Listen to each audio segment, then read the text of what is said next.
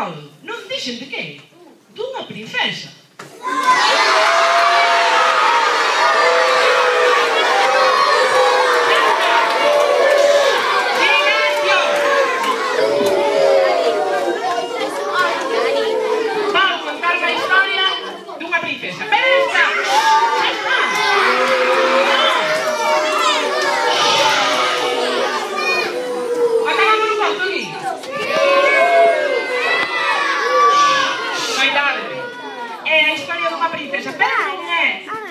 Princesa calquera. É a historia da princesa máis repugnante que existiu nunca no mundo. Xa está. Xa está. Acabou. Xa de pequena, a princesa ao pouco tempo de nacer, seu pai xa viu que era moi repugnante e un pouco atravesada, porque conforme la collía no colo para alimentala, como fan todos os pais e todas as nais, para que durma, a princesa non facía ben como tiña que facer. Queredes ver o que facía? El collía no colo e empezaba así a bañala, e a bañala, e a bañala, e cantaba para que dormira. Durme, princesiña, durme, durme. Ai, que bonitinha! Ai, princesa, que bonitinha! E cantaba e dicíalle: esta neniña pequena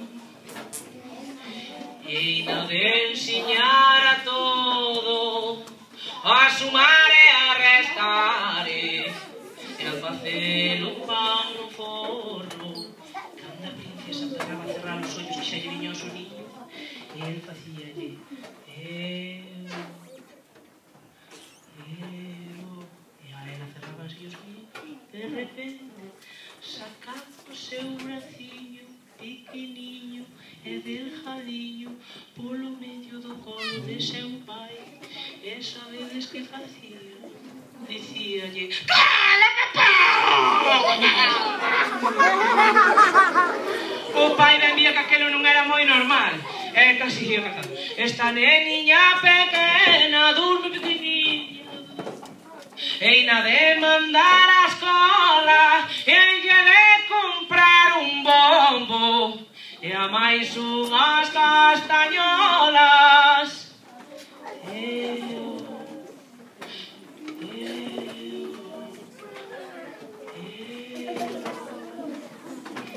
Cando a princesa que empezaba xa a cerrar o olliño, cala, papá! A cuestión é que a princesa empezou a medrar, e cando cumpliu 6 anos, seu pai chamou un día por ela e dixolle: princesa, teño un regalo para ti. E tiña unha caixa grande, e abriu unha caixa, sabedes que había dentro da caixa? Había un vestido deses de princesa, de saias, deses que teñen pedriñas por aquí, pedriñas por aquí, pedriñas por aquí, pedriñas por aquí, pedriñas por aquí, deses que teñen mangas así de globo con pedriñas por aquí, que teñen por aquí puntillas e pedriñas, pedriñas, pedriñas, pedriñas. E de color rosa. A princesa, cando viu, botou as mans á cabeza e dixo: eu eso non quero, eu esa porquería de vestido, a mí non me des que eu non o poño, Dixo: pai, pero ti, que forma de falar esa dunha princesa? Ela, ti que queres? Dixo: eu quero un chándal. Quero un chándal. Como que queres un chándal? Pa que verás ti un chándal? E dixo: ai, pa cando me regales a bicicleta. Dixo: no, as princesas non teñen bicicleta. Sabedes que teñen? No, teñen poni. Teñen un poni e van co seu vestido de pedriña rosa sentada así de lado e fan: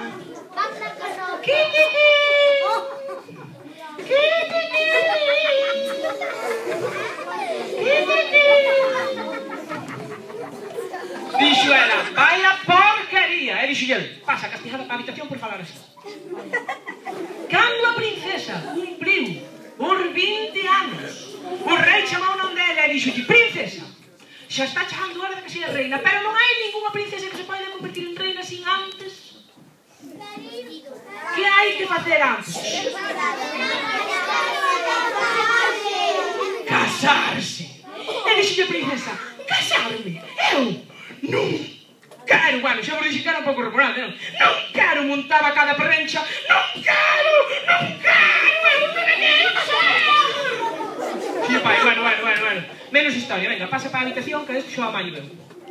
Subiu o pai ao castelo, a torre máis alta, saliu pola ventana da torre máis alta e ali berrou. Mozos todos deste reino! Ou mozas tamén, se estades interesadas. Que queiran casarse coa princesa, que veñan mañán todas e todos, ás 3:15, adiante do castelo. Día siguiente, diante das portas do castelo ás 3:15, sabedes que colirma de xente había? Unha cola de aquí a coló. Sabedes canta xente veu para casarse porque felices? Menos de mí. Menos.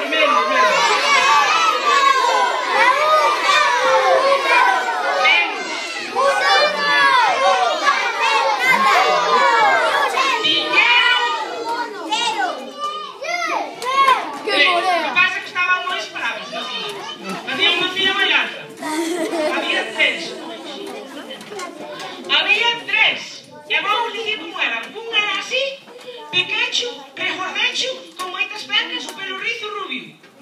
Outro era moi alto, moi trajado, co pelo pincho e así, un pouco chuletas.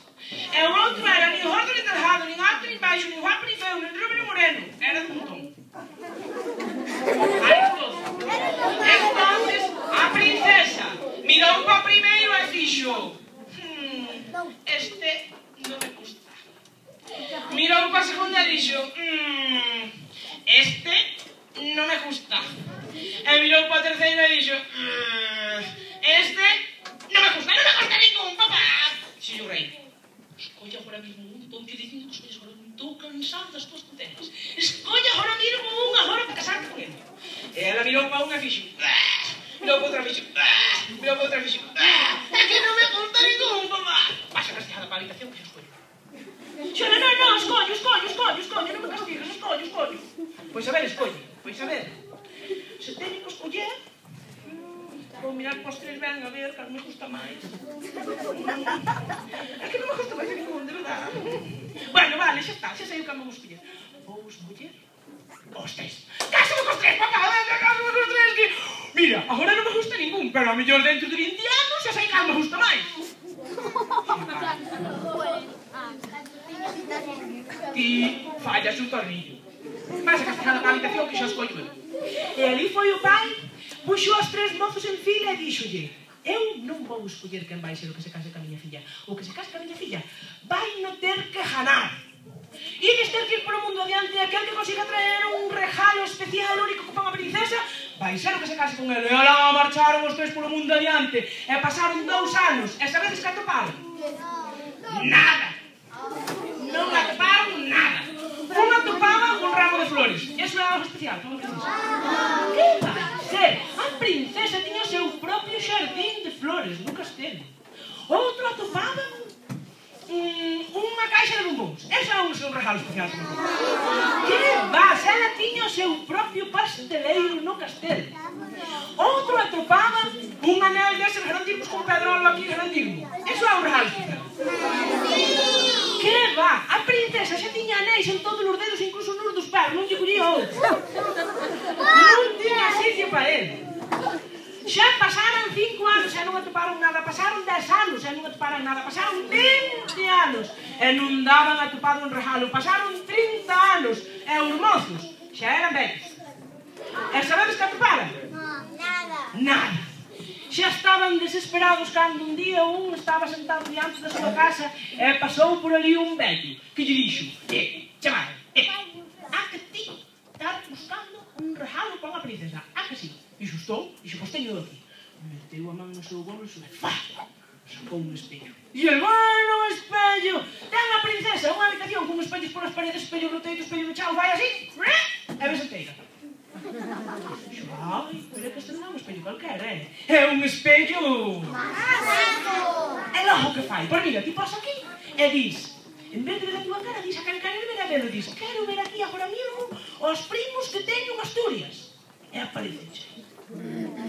¡Uau! ¡Que pasada! E canto costa ese espello? 500 euros. Toma, toma, toma. E dou os 500 euros. O día siguiente estaba outro dos mozos ali esperando a beira dun camiño cando pasou por ali. Sabedes que pasou? Non. Pasou un enterro. E o último que iba a hablar do enterro de todos, sabedes quen era? O vello. Era o vello. E conforme viu, dixo, chaval, a que ti estás buscando regalo especial como princesa? Pois teño eu. E sacou do seu bolso unha botella pequena e díxolle, sabedes o que é isto? Necesito un voluntario. A ver, a das gafas verdes, aquí. Díxolle, esta botella que teño aquí é un xarabe. E dixo, un xarabe. Ah, pero sempre. Non é un xarabe calquera. É un xarabe... un xarabe... Máxico. Olha o que fai. Revive a xente. Se tens un morto, botalle unha jota. Non lle podes botar nin dúas, nin tres, nin media. Ten que ser unha, Que se te engañas non funciona. Pero cunha jotiña sola deste xarabe, o morto revive. Dixo, non xo creo, debe ser un tipo. Non. Baixaron ao morto que iba no enterro. Ela aquí. Estás morta, cerra os olhos. Estás morta. Baixaron ao morto e dixeron, xa verás, agora mismo vou revivir. Vouche demostrar que funciona. E o vello sacou unha gotiña do xarabe e dixo, conforme a gotiña lle toca nos labios á morta, vai pegar un salto grandero e vai dicir, estou viva! E aí colleu e empezou a baixar a modiño e así foi, porque conforme lle tocou nos labios, pegou un salto e dixo, Estou viva! Estou viva! Estaba viva! Un aplauso!